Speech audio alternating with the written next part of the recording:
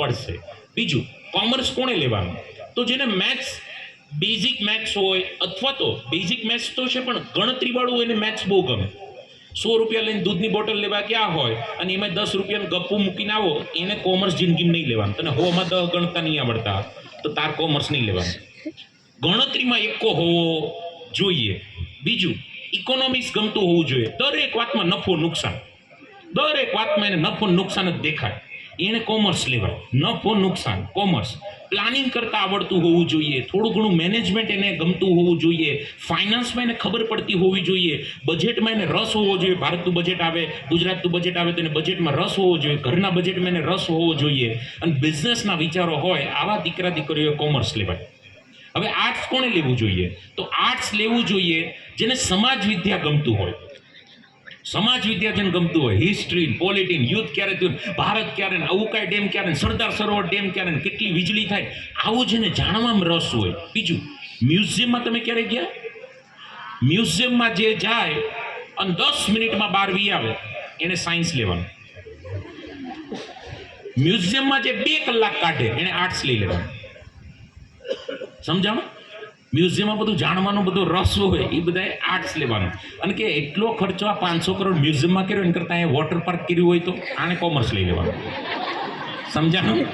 એટલે આ વિચારોના આધારે હું તમને કહી દઉં કોણે સાયન્સ, કોમર્સ, આર્ટ્સ લેવાનું. તો લેંગ્વેજ ગમતી હોય, ગુજરાતી, સંસ્કૃત, ઇંગ્લિશ, આ લેંગ્વેજ જેને ગમતી હોય, થોડું ઉચ્ચારણ એનું સારું હોય, પ્રોપર હોય, લખવામાં રસ હોય, થોડા ક્રિએટિવ હોય, કલરફુલ.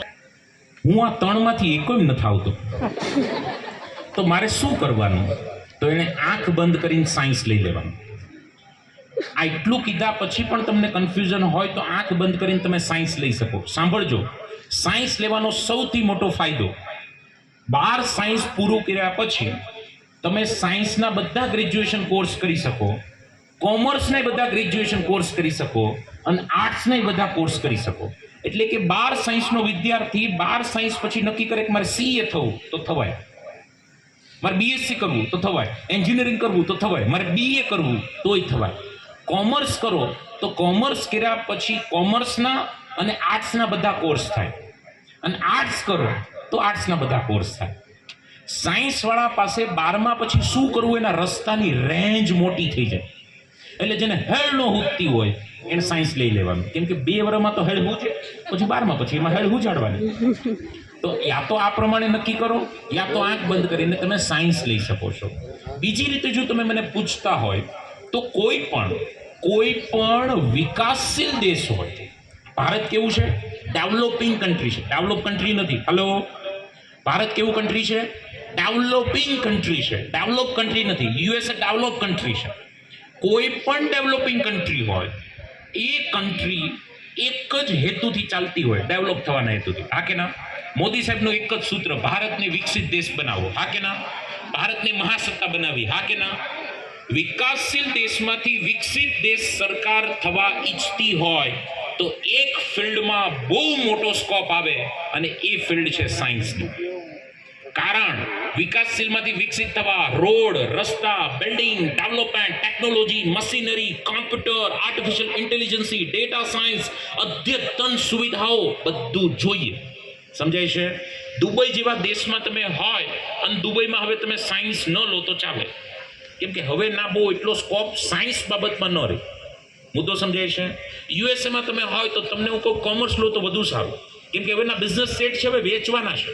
હજી આપણે આ ચાઇનાથી મશીન મગાવી એમ્બ્રોડરીનું. સુરતની અંદર એક એમ્બ્રોડરીનો નાનો વેપારી, ખાલી નાનો વેપારી દર વર્ષે 500 થી 700 એમ્બ્રોડરીના મશીન વેચ નાખે, 50-50 લાખના. મંગાવે ક્યાંથી?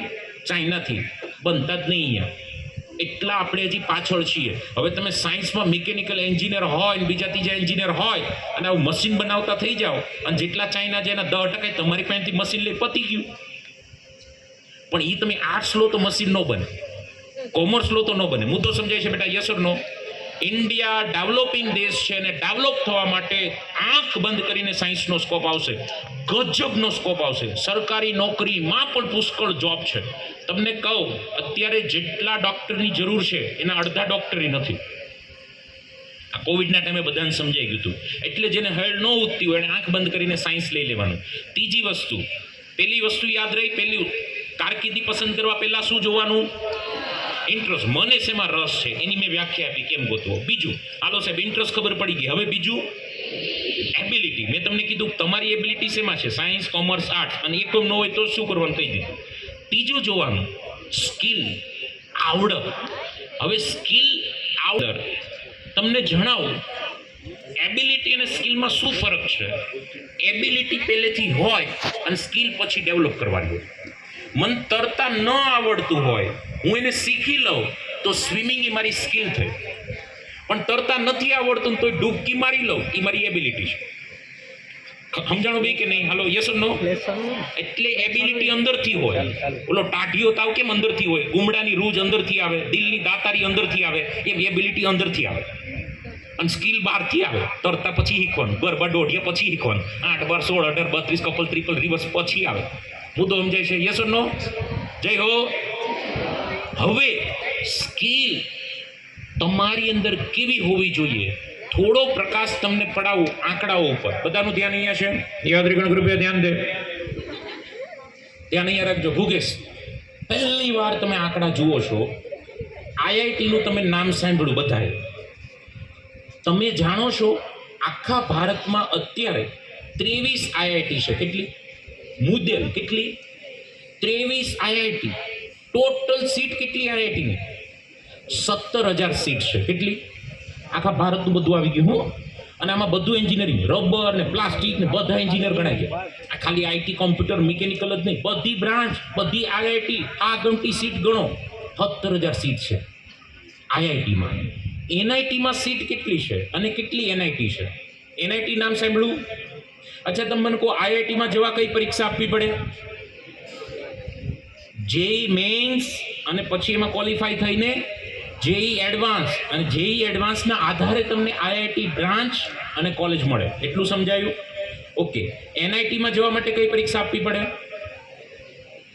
જેડબલઈ મેન્સના આધારે, જેડબલઈ મેન્સના આધારે તમે એનઆઈટીમાં જઈ શકો. એનઆઈટીમાં જવા માટે કોઈ એડવાન્સ આપવાની જરૂર નથી.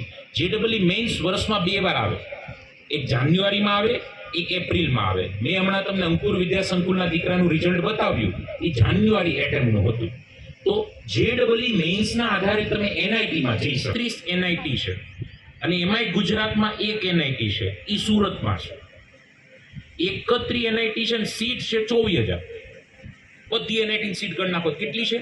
24,000. 24,000 સીટ. તમને ખબર ન હોય એટલે થોડી